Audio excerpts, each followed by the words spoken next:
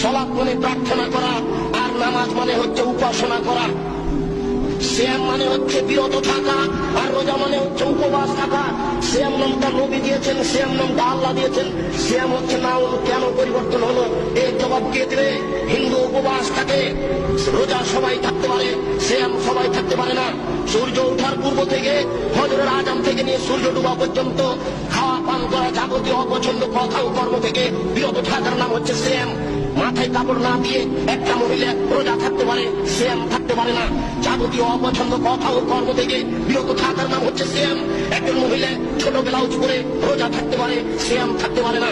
একজন ব্যবসায়ী মিথ্যা কথা বলে ব্যবসা করে রোজা থাকতে পারে, সিয়াম থাকতে পারে না। সিয়াম মানে হচ্ছে বিরত থাকা, আর রোজা মানে হচ্ছে উপবাস থাকা। ঘুম থেকে উঠে সকালে দাড়ি চাঁচা করে বাজারে যাবে, এই ছেলে রোজা থাকতে পারে, সিয়াম থাকতে পারে না, তাও সম্ভব হতে পারে না। শরীয়ত এরকম নয়, শরীয়ত কারো ব্যক্তিগত ইচ্ছে চলে না, সে তার নিজের গতিতে চলে। রোজা থাকা সহজ হতে পারে, সিয়াম থাকা সহজ নয়। কে আর নাম দিলে ঈদ মুবারক, এর নাম হচ্ছে ঈদুল ফিতর, ঈদুল আজহা। কি করে ঈদ মুবারক, ঈদ মুবারক মানে কি? কে নাম দিল? কে জবাব দিবে? অতএব আল্লাহকে ডাকার সবচেয়ে বড় মাধ্যম হচ্ছে সালাত। সালাতের মাধ্যম দিয়ে আল্লাহকে বেশি ডাকা যায়।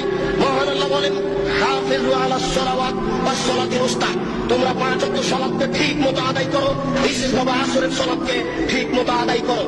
নবী করিম সাল্লাল্লাহু আলাইহি সাল্লাম যখন মুআয ইবনে জাবালকে পাঠালেন ইয়ামান দেশে, তখন তিনি বললেন, মুআয মনে রাখো, ইন্নাকা তাতি আহলাকে দাবিন, তুমি যাচ্ছ ইহুদি খ্রিস্টানদের নিকটে দ্বীন প্রচার করতে।